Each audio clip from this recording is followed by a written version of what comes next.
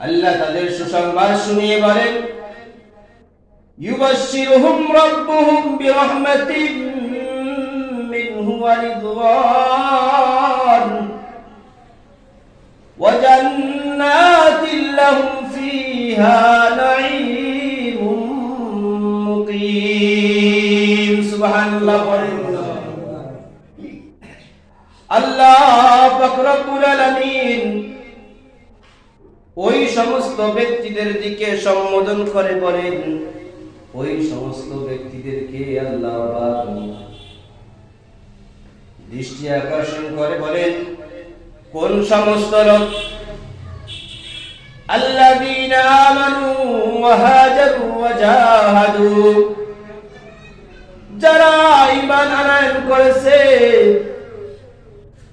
ওয়া হাজারু ওয়া জাহাদু, দ্বীন ও ইসলামের জন্য হিজরত করেছে, ওয়াজাহাদু ফি সাবিলিল্লাহ, এবং যারা আল্লাহর রাস্তায় জিহাদ করেছে। কার রাস্তায়? ওয়াজাহাদু ফি সাবিলিল্লাহ। কি যারা জিহাদ করেছে, কিভাবে জিহাদ করেছে তাও আবার আল্লাহ পাক স্পষ্ট করে জানিয়ে দিয়েছে। বিআমওয়ালিহিম ওয়া আনফুসিহিম আ'যামু দারাজাতান ইনদাল্লাহ। যারা জান এবং মাল দ্বারা জিহাদ করেছে, জানের দরকার হইলে তখন জান দিয়ে ঝাঁপিয়ে পড়েছে, মালের দরকার হলে তখন মাল দিয়ে তারা ঝাঁপিয়ে পড়েছে, তারপর আমার আল্লাহর দ্বীন ও ইসলামকে তারা সমুন্নতিত করার জন্য চেষ্টা প্রচেষ্টা করেছে। বলে সুবহানাল্লাহ। তাদের জন্য আল্লাহ কি রেখেছে?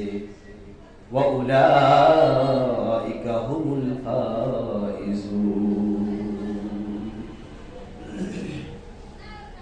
এই জন্য যারা আল্লাহর রাস্তায় জিহাদ করেছে জান দিয়ে এবং মাল দিয়ে, কি রে ভাই?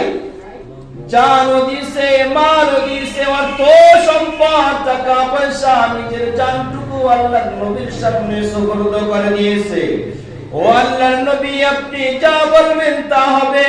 ও আমিরুল মুমিনিন, আপনি যা বলবেন তা হবে।